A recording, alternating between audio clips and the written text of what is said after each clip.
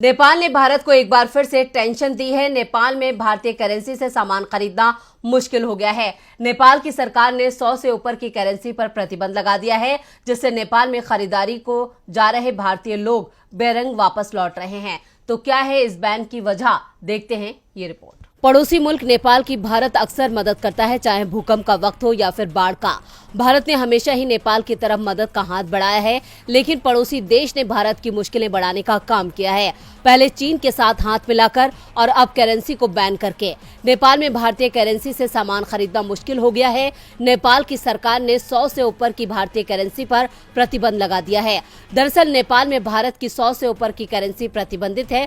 साल 2020-21 में इस संबंध में आदेश पारित किया गया था, लेकिन इस विधेयक को अब सख्ती से लागू किया जा रहा है। इसी के चलते नेपाली व्यापारी भारतीय करेंसी लेने से मना कर रहे हैं। इसके पीछे राजनीतिक कारण भी अहम माना जा रहा है। नेपाल में मौजूदा सरकार नेपाली करेंसी को ही बाजार में बढ़ावा देना चाहती है।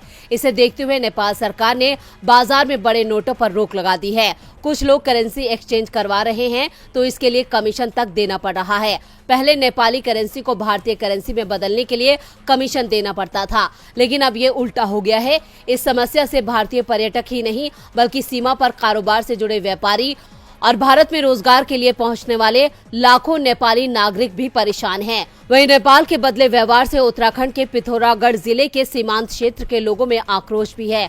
लोगों ने कहा कि नेपाल में सालों से भारतीय करेंसी से खरीदारी होती रही है। अब नेपाल के कारोबारियों के व्यवहार में आए बदलाव से वो हैरान है। पड़ोसी देश नेपाल के बाजार में व्यापारी इन दिनों भारतीय रुपया नहीं ले रहे हैं। नेपाल के इस रुख से लोगों की समस्या बढ़ती जा रही है। अब देखना होगा कि भारत सरकार इस पर क्या प्रतिक्रिया देती है। डीबी लाइव की रिपोर्ट।